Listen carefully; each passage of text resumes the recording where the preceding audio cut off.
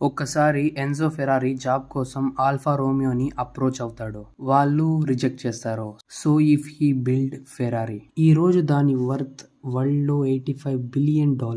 కొన్ని సంవత్సరాల తర్వాత ఫెరోచి లాంబోర్గిని ఎన్జోకి అడ్వైజ్ ఇస్తాడు కార్స్ గురించి.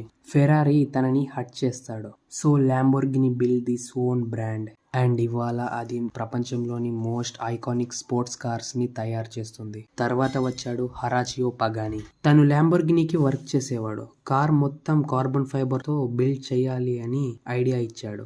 Lamborghini said no.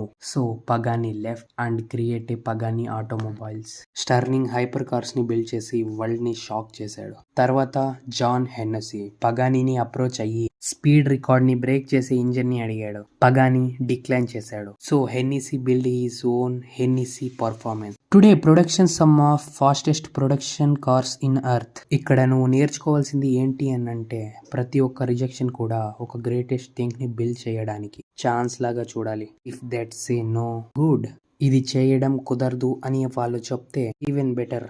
దాని అర్థం అది చేయటం వాళ్ళ వల్ల కాదు అని. So now the question is, నువ్వు చేయగలవా?